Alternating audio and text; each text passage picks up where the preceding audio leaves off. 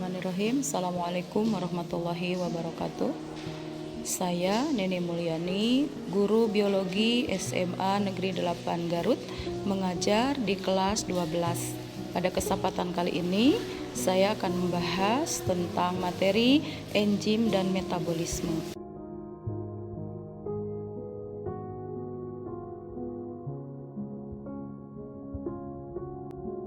Metabolisme adalah reaksi-reaksi kimia untuk mengubah zat-zat yang menghasilkan energi maupun memerlukan energi yang terjadi di dalam sel-sel tubuh. Dalam kesempatan kali ini, kita akan bahas enzim terlebih dahulu. Apa itu enzim? Enzim merupakan senyawa protein yang diproduksi oleh sel-sel makhluk hidup dan berfungsi sebagai biokatalisator. Zat yang dipengaruhi oleh enzim disebut substrat, sedangkan hasil reaksinya disebut produk. Misalnya di sini ada substrat, lalu hasilnya produk, di atasnya ada enzim. Contohnya di sini ada enzimnya maltase. Nah, maltase ini mengubah maltosa menjadi glukosa. Maka substratnya adalah maltosa, produknya adalah glukosa.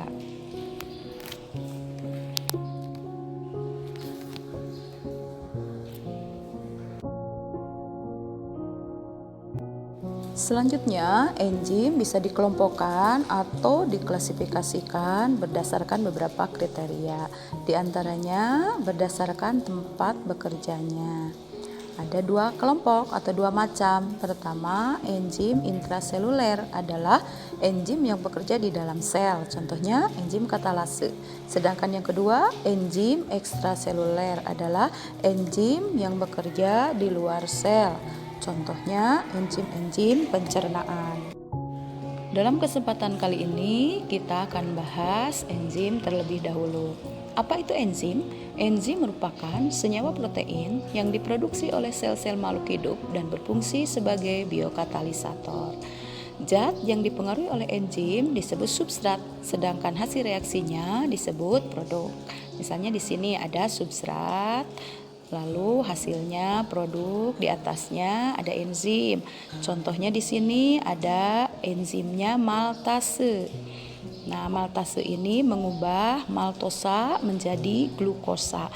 Maka substratnya adalah maltosa, produknya adalah glukosa.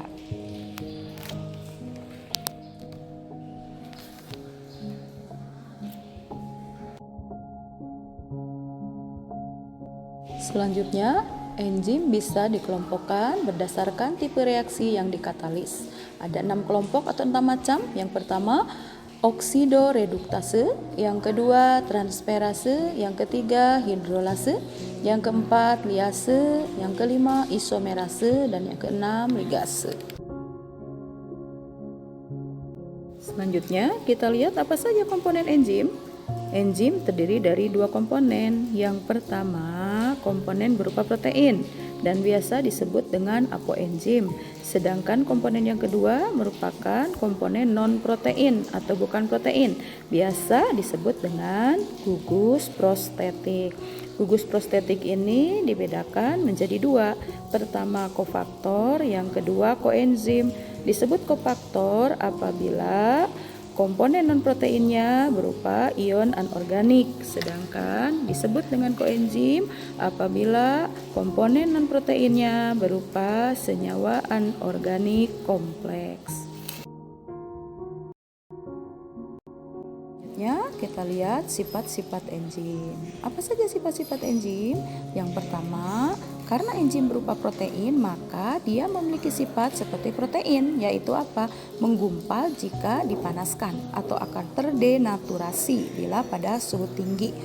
Yang kedua, bekerja spesifik atau khusus. Jadi enzim hanya bisa bekerja pada substrat tertentu saja. Kemudian berfungsi sebagai katalis atau zat yang dapat mempercepat suatu reaksi. Selanjutnya dapat digunakan berulang kali, dan yang selanjutnya sifat enzim adalah diperlukan dalam jumlah sedikit. Terakhir, sifat dari enzim pada umumnya dapat bekerja bolak-balik atau dua arah atau reversible. Makanya untuk pertemuan kali ini sampai di sini dulu. Mudah-mudahan apa yang telah disampaikan bermanfaat bagi kita semua. Sampai bertemu pada pertemuan berikutnya pada materi yang lain. Terima kasih. Assalamualaikum warahmatullahi wabarakatuh.